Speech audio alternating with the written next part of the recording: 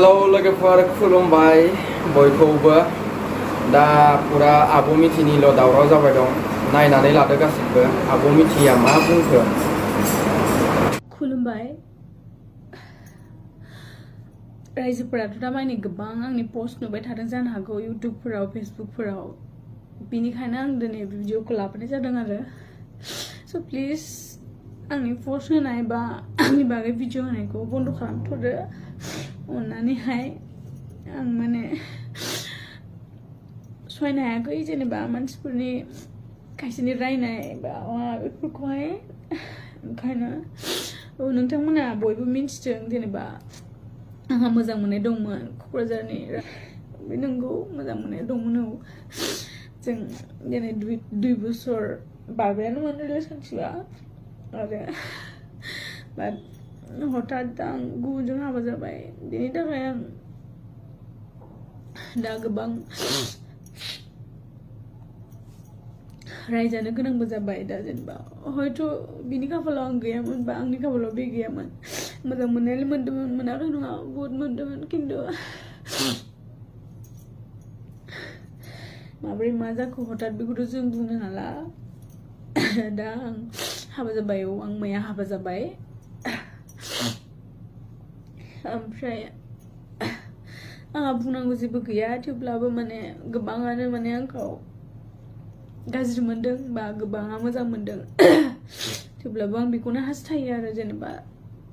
आंनि पोस्ट होनायखौ बन्द खालामथ'दो आं दा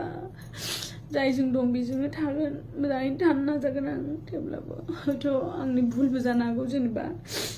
दा भुल नंगौना नङा बेखौ मिन्थिला जेनेबा आं रावखौबो जेबो बुंनो साना खालि आंखौ जेनेबा आं मा बुंगोन दा आंहा जेबो बुंनांगौबो राव गैया थेवब्लाबो दिनै हठात बेबायदि जागोनखौ आंबो सानाखैमोन जेनेबा जाहैबाय बेफोरनो इसोरनि हास्थायनायमोन खोमा बेखौ मिन्थिया दा आं जायजों हाबा जादों मोजाङैनो दं आं हेपियैनो दं आरो अराय सम मोजाङै थानायखौ आं नाजागोन आं मिन्थिगौ दा आंखौहाय गोबाङानो गाज्रि मोनबाय बा गोबाङानो सैया जाबाय नाथाय जेबो नंला खाफालानो बिदिनोमोन खोमा ओंखायनो बेखौनो एक्सेप्ट खालामनानै थासिगोन स' बेनिखायनो प्लिज रायजोफोर आं रिकुवेस्ट खालामदों आंनि बागै भिडिअ बा शेयार खालामनायफोरखौ दोनथ'दो आरो जेनेबा आंनि भुल जादोंबाबो निमाहा होदो जेनेबा ओमफ्राय जेनेबा आंखौ लानानै आरो गोबां आर्टिस्टफोरखौबो गाज्रि बुंदों खायसेया बिदि नङा जेनेबा दिनै आंसो बे प्रब्लेमाव गोलैदों जेनेबा प्रब्लेम माने जेनेबा आंसो आंनि खाफालखौ खालामनानै लादों जानो हागौ नाथाय गासिबो बिदि नङा गासिबो मोजाङानो दिनै आंनि थाखाय गुबुनखौ गाज्रि दा बुं बा गाज्रि दा सान जेनेबा आंनि जानाय जाथायखौथ' आंसो मिथिगौ बा आंखौ बुंखाबाय जेला आंखौ बुं जेबो नङा नाथाय गुबुनखौ गाज्रि दा बुं आं गासिखौबो दुखु होदों जेनेबा बिमा बिफा गासिखौबो बेसे दुखुखौथ' आं मोनखागोन बाट थेवब्लाबो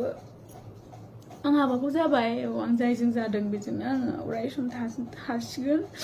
आरो आं मिन्थिया आंनि लाइफआवहाय प्रब्लेमखौ आं गावसो लाबोयो ना जानो गोनां जायो ना मा जायो बेखौ जेबो मिन्थिला बाट दाथ' जि जाबाय जानानै थांबाय सबनिबो खाफालाव मोजां मोननाय लिरनाय थाया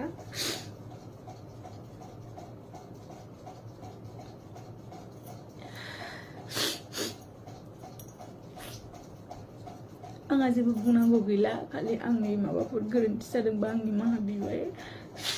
आंखौ माफ खालामदो आरो प्लिज आंनि बागै भिडिअ फट' शेयार खालामनायखौ दोनथ'दो खारन आं थांनानै थानो गोसो माबा मा होनो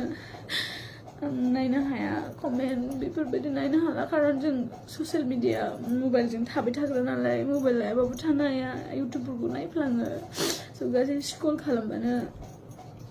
आंनि भिडिअ बेखौ आं सहायनो हायाखै